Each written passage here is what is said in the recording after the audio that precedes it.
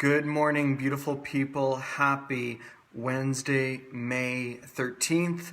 For those that have lost track of what day it is, it's day 54 of thinking, understanding fear, finding joy out of suffering.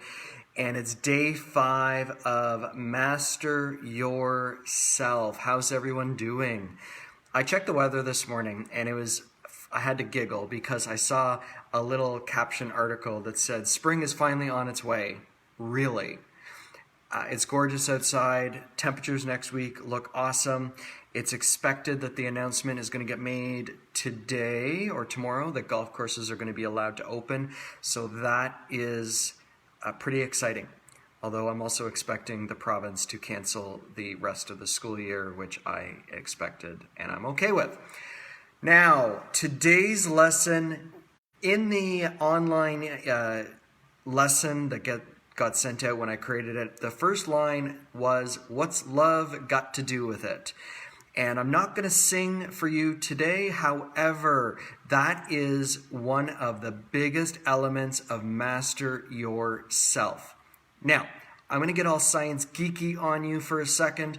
We have two brains. We have one brain that's divided into many parts. And we have a prehistoric brain called the amygdala. The amygdala is responsible for the lower rung of Maslow's hierarchy, the flight or fight response. It's really where fear, where anxiety originate. And then we have, that's our prehistoric brain, that's our lizard brain. We all have it. And we also have a cerebellum, which is our advanced brain, which is the part of our brain that is where the higher levels of Maslow's hierarchy are responsible for. Our cerebellum is really what has allowed us as a species to evolve. Our amygdala has kept us safe. Our cerebellum has allowed us to evolve. Now, what's love got to do with it? Love in our society is a confusing energy. And most people mix it up. Most people think love is physical. When individuals are attracted to each other and are physically attracted, a lot of the times it's based on that lower rung of Maslow's hierarchy. It is based on procreation, it is based on safety and shelter.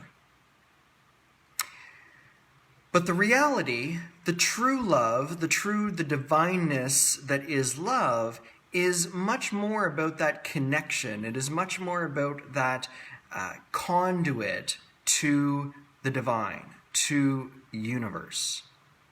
And I remember reading Ray Kurzweil, who at the time was VP of Google. I don't know what he is now, but his quote was along these lines, that he predicted relationships of the future, that individuals would search out a partner to produce genetically perfect children. That they would, they're coming together, they're being attracted based on certain qualities and certain attributes.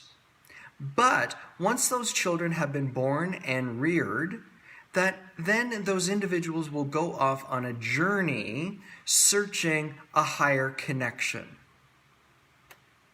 Think about it. We are seeing in these days more and more relationships like that, where individuals, the concept is called, a lot of people say growing apart. But maybe that's just the divine path that we're all put on, that we're placed in each other's path in order to grow, in order to reproduce, and then once we've reproduced, we go off on a journey in that element of discovering oneself. So when the concept of love is thought about between the two brains. One, the amygdala, which is fear, safety, security. And then love with the cerebellum, which is those higher level functioning orders. It's a very different energy. And one of the elements that I know from studying so many philosophers and mystics is when individuals elevate, raise their consciousness, mature, then that energetic desire to reproduce fades away, and the energy is then transformed into something that we can use for a greater purpose. And Napoleon Hill, in his book, talked about this under the category of sex transmutation, and that's all it is. So a lot of the times when people say that they love another, they don't really, it's surface love. It's love for that lower rung of Maslow's hierarchy. But the true love happens a little bit later on when we've achieved those levels and we've leveled up. We've raised our consciousness. We're really elevating our energy. Two brains, they both can rule us, but as time goes on, we make the choice which one is actually going to rule us and which one are we going to use for our bigger purpose. So until tomorrow, I love you all. I hope you all stay safe and healthy. And until tomorrow, be kind to yourself and to others.